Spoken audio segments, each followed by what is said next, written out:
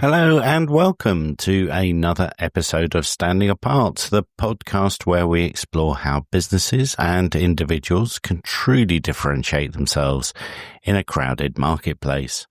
I'm your host, Nigel Ridpath.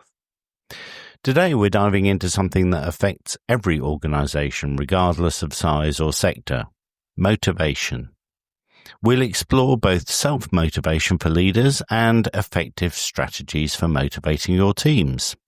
We'll unpack why traditional motivation tactics often fall short, examine Dan Pink's groundbreaking research on what truly drives human performance, and provide practical implementation strategies that you can apply immediately. As always, we'll feature our superhero of the week, this time highlighting an innovative sustainability champion who's making waves in their industry. And yes, I've got a 1-minute rant prepared about the disconnect between gathering customer feedback and actually doing something meaningful with it. Before we begin, a quick reminder that my next leadership and management training and coaching program kicks off on June 18th and 19th here in Oxford. We still have a few places available, so if you're looking to transform your leadership approach, head over to somebearconsulting.biz for all the details. Now, let's get started by looking at why motivation matters more than ever in today's workplace. Okay, let's dive straight into understanding the motivation challenge that organizations face. Motivation isn't just a nice to have, it's essential. When we look at what separates high-performing organizations from the rest, we consistently find that motivated teams deliver better results. They stay longer with their employers and create stronger customer experiences. This holds true whether you're running a manufacturing plant, a professional services firm, or a public sector department. But here's the problem. Despite decades of research and countless books on the subject, most organizations still get motivation wrong. They rely on approaches that simply don't work. Let me share what I've observed across my 35 years in business. The classic motivation killers are still everywhere.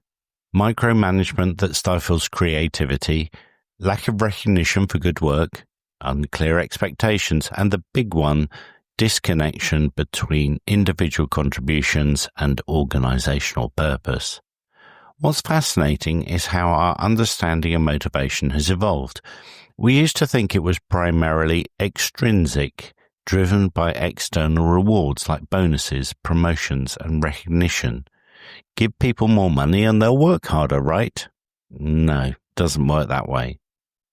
The research now clearly shows that while extrinsic motivation has its place, intrinsic motivation, the internal drive that comes from finding work meaningful, challenging, and engaging, is far more powerful and sustainable.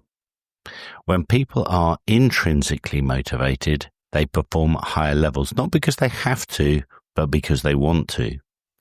Yet I still see organizations relying heavily on carrot and stick approaches, annual bonuses, employee of the month schemes, competitive leaderboards. These tactics might create short-term spikes in activity, but they rarely lead to sustained high performance. Worse, they can actually damage intrinsic motivation by making work feel transactional rather than purposeful. So before we explore what actually works, let's acknowledge the reality. Motivation is complex, deeply personal, and impossible to address with one-size-fits-all solutions. The key is understanding what drives different people, which is exactly what we'll explore later when we discuss Dan Pink's groundbreaking work and how we can link it to the DISC profiling that we use in our leadership and management training programs.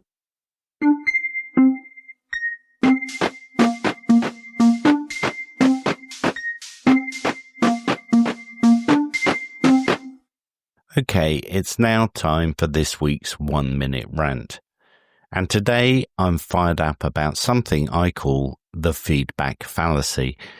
Have you noticed how every organization claims to value customer feedback? They send out those customer satisfaction surveys after every interaction. They add those little feedback tablets at exits. They put QR codes on receipts. They talk endlessly about being customer-centric. But here's what happens next. The feedback vanishes into a black hole. Customers spend their valuable time sharing thoughts and experiences only to see absolutely nothing change. Or worse, they're told we're looking into it while continuing to experience the exact same frustrations. I recently spoke with a friend who'd repeatedly flagged that a particular company's online checkout process was confusing and causing abandoned purchases. For over a year, they'd highlighted this in feedback forms. The response? We appreciate your feedback. A year later, the same broken checkout process remains. This isn't just frustrating, it's actively harmful to your business. When you ask for feedback and then ignore it, you're teaching your customers that their voices don't matter. You're creating cynicism. You're killing loyalty. So here's my challenge. If you're not prepared to act on customer feedback, stop asking for it. And if you do ask, commit to responding to every significant issue with either action or a clear explanation of why action isn't possible. Anything less is just corporate theatre, and your customers deserve better than that.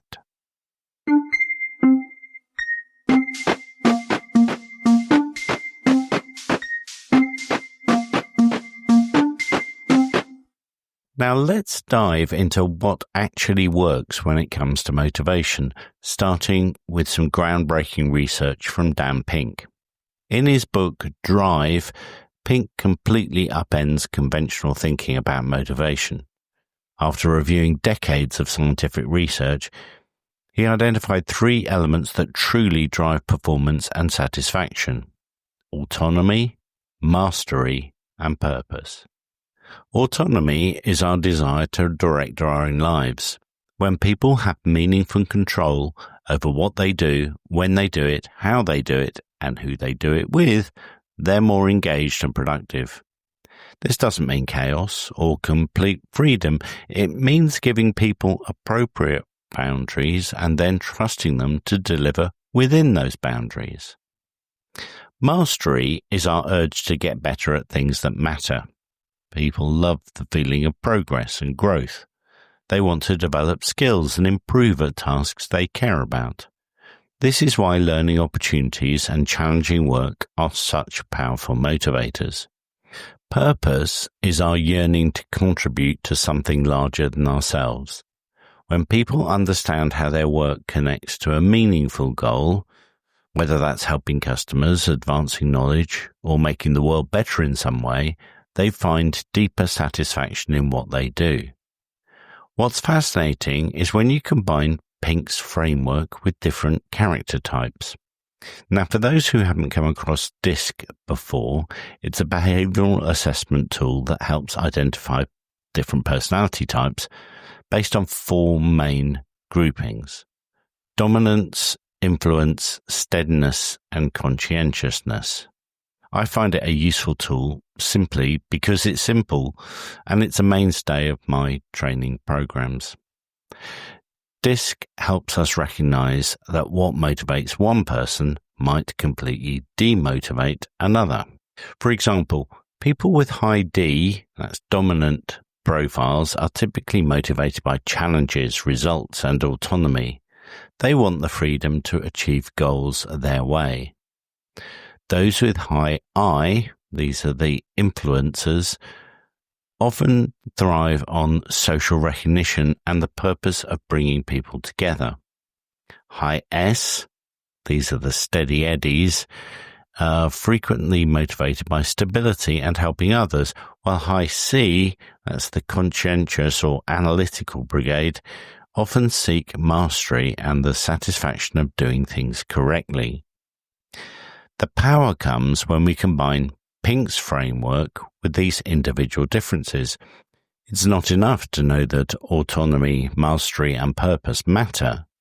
We need to understand how these play out differently for different people. Let me give you a real-world example. I worked with a software company that was struggling with developer motivation. They tried the usual incentives, bonuses for hitting deadlines, extra holiday time, even free lunches. Nothing moved the needle. When we applied Pink's framework through the lens of disk profiles, we discovered something interesting. Their developers weren't lacking autonomy. They already had flexible working hours and considerable freedom in how they approached problems. What they were missing was mastery and purpose. The company addressed this by creating dedicated learning time where developers could improve their skills on projects they chose. They also started bringing developers into customer meetings so they could see firsthand how their code was helping real people solve real problems. The results were remarkable. Productivity visibly increased over the following months. Retention also improved. And most importantly, the developers reported significantly higher job satisfaction in their next engagement survey. So remember, motivation isn't about manipulating people with rewards and punishments. It's about creating conditions where people's natural drive to excel can flourish. And that starts with truly understanding what motivates each individual in your team.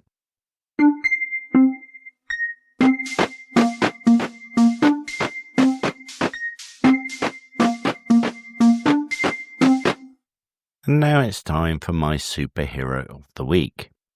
Before each episode, I find someone or a business that is doing an amazing job of standing apart. This week's superhero is Anya Hindmarch, the British fashion designer who's making remarkable strides in sustainability. Last month, Hindmarch launched what she calls the Universal Bag, a groundbreaking initiative that's transforming how major supermarkets approach plastic waste. What makes this story fascinating isn't just the product, a durable, reusable shopping bag made from 100% recycled plastic, but the unprecedented collaboration she's created. Hindmarch convinced supermarket chains Waitrose, Sainsbury's and Tesco's, all obvious competitors of each other, to all stock the exact same bag with the same design and pricing, differing only in the colour of the retailer's logo. This is remarkable because these retailers typically compete fiercely on everything from pricing to store design. Yet Hindmarch managed to unite them around a common environmental goal, reducing single-use plastic bags by creating a genuinely desirable alternative that shoppers would want to reuse. The results have been impressive. In just 4 weeks since launch, the Universal Bag has sold over 65,000 units across the participating retailers, potentially replacing millions of single-use plastic bags. And because each bag is guaranteed for 10 years, the long-term impact could be substantial. What can we learn from Hindmarch's approach? 3 things stand out for me. First, she identified a genuine problem that affected multiple stakeholders. Plastic waste is an issue for retailers, consumers, and the environment. Secondly, she created a solution that was both practical and desirable. These aren't just functional bags, they're stylish enough that people actually want to use them. And third, and this is the real genius, she recognized that some challenges are bigger than competition. By bringing rival retailers together, she created a solution with far greater impact than any single company could achieve alone. That's the kind of innovative thinking that truly stands apart. Finding common ground where others see only competition and creating collaborative solutions to shared problems. Now let's get practical and look at specific implementation strategies for motivation, both for yourself as a leader and for your team members. Let's start with individual motivation. As leaders, we often focus so much on motivating others that we neglect our own motivation. But just like the airline safety demonstration says, put your own oxygen mask on first before helping others. The first step is self-assessment. take some time to reflect on what truly energizes you. When do you find yourself in a state of flow where time seems to disappear? What tasks do you look forward to? What accomplishments give you the greatest satisfaction? The answers will reveal your personal motivation drivers. For some leaders, it's the strategic thinking and problem solving that's energizing. For others, it's developing people or building relationships. Understanding your own motivational profile helps you structure your role to maximize these elements. Now let's turn to your team members. How do you identify what motivates each individual? Start by observing. Notice when people seem most engaged and enthusiastic. What sort of projects do they volunteer for? What accomplishments do they celebrate most proudly? Then have direct conversations. Ask questions like, what aspects of your work do you find most satisfying? What would make your job more enjoyable? What skills would you like to develop further? These conversations signal that you care about their experience, which in itself can be motivating.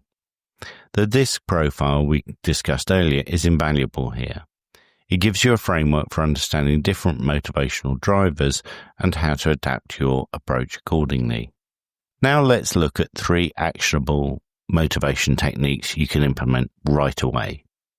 First, connect work to purpose. Help each team member understand how their specific contributions impact customers, colleagues, and the organization's mission. This isn't a one-time conversation, it's an ongoing narrative.